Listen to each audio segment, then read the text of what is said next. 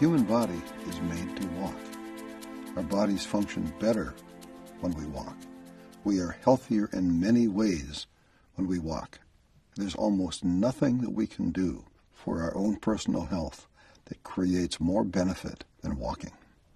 Walking 30 minutes a day, 5 days a week, actually reduces the rate of people becoming diabetic by over half.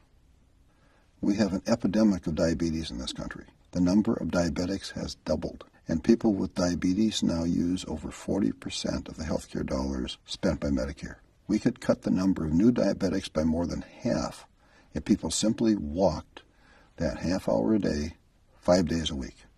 The benefits of walking are so good that they are hard to believe. We are far less likely to have strokes, heart disease, and hypertension when we walk. Women who walk have a 43% reduction in the risk of stroke. Walking reduces hypertension.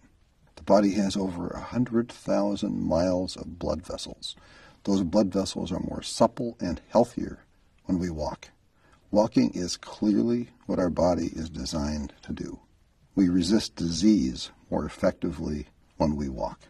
Walking cuts the risk of chronic conditions, and walking also improves our body's ability to resist cancer and recover from cancer. Women who walk have a 20% lower likelihood of getting breast cancer and a 31% lower risk of getting colon cancer. Men who walk are 2/3 less likely to have a positive biopsy for prostate cancer and a 60% lower risk of colon cancer. Men who do have prostate cancer who walk have a 46% lower mortality rate than men with prostate cancer who don't walk. Women with breast cancer who walk have a 50% reduction in the recurrence rate. Walking in adolescence cuts the risk of breast cancer in postmenopausal women by more than 60%. Our body needs to walk. We have better internal chemistry when we walk. We are significantly less likely to catch a cold when we walk. And people who walk that 30 minutes a day, 5 days a week, have a 46% shorter symptom time for their colds. Walking has shown to reduce the cell deterioration in the brain for people who are genetically at high risk of Alzheimer's.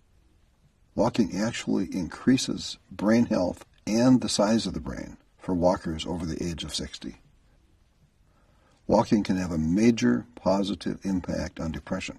Several studies have shown that walking 30 minutes a day, 5 days a week, has had a more positive impact than some of the antidepressant medications and has significantly increased the effectiveness of those medications.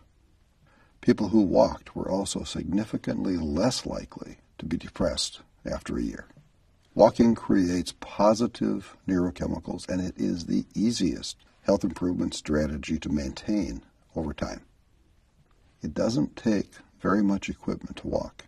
We don't need to run or jog or swim to get the benefits of walking. The human physiological need to walk is a basic need that we can meet by just walking. Walking strengthens the heart.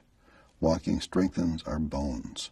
Walking half an hour a day has health benefits that exceed the benefits of losing 20 pounds. In fact, an overweight person who walks can have lower health risk than a thin person who is inert. The health risks of being inert are just becoming known, and they are considerable. Lancet Magazine and the National Institute of Health have all endorsed walking as one of the very best things we can each do for ourselves. The Harvard School of Public Health and the Mayo Clinic have saluted the benefits of walking. The medical evidence for walking is huge, and it is growing. The very best news might be that we don't have to walk that 30 minutes every day in one straight period of time. We can break it up and still get full benefits. We can walk 15 minutes twice a day and get the same health benefits. 2 20-minute walks would be optimal for some people. So planning our day around finding those 2 15-minute walk times is a lot easier than having to find time to walk the full 30 minutes in one uninterrupted time slot. We all need to walk. We owe it to ourselves to walk.